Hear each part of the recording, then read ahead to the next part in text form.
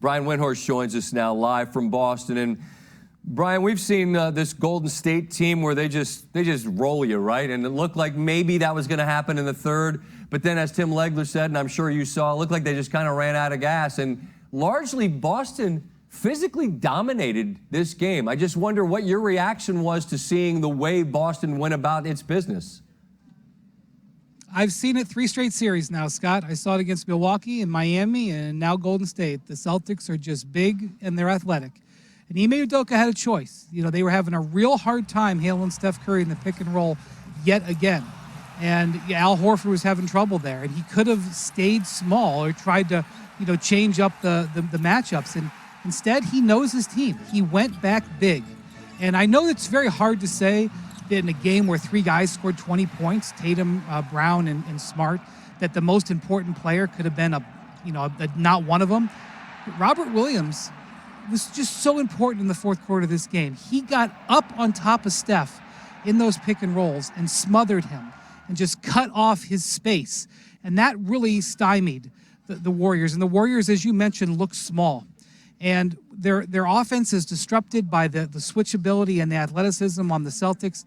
And, what you see is what we've seen for 6 weeks now, the bigger, more athletic team taking a game against a really good team. Here we go again.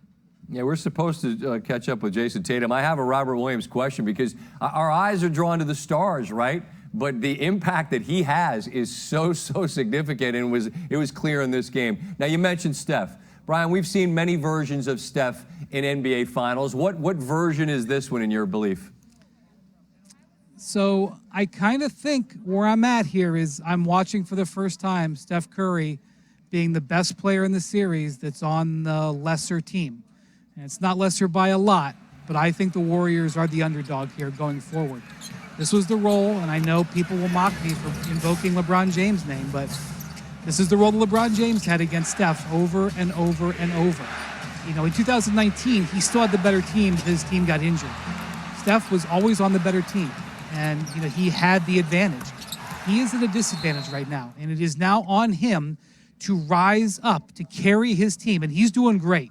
He played great in this game. He is having an excellent series.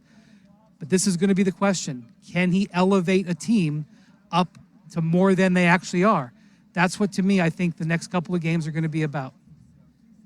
Last quick one here, Brian. And I mentioned this with Stephen A. Smith earlier. Analytically, like Basketball Power Index and 538, I mean, they like Boston in this series. This is an incredibly small sample size. It's 3 games. But is it would you contend that what we've seen in these 3 games are the reason that these analytics love Boston? What's being clearly demonstrated in the 3 games? I mean, I just think if Boston doesn't hand the ball to the Warriors or doesn't hand the ball to the opponent, I think they're the better team. I think they're the best team in the league. And here we are. Again, they keep their turnovers under 15. They're 13-2 when they do that in the playoffs. Yep. Jason Tatum has over 7 assists. They're 18-2 when that happens, and they're 15 in a row. It's kind of mathematic at this point. I don't even need to watch Game 4. Just hand me the box score in the third quarter. Show me where those turnovers and those Tatum assists are, and I'll predict what's going to happen.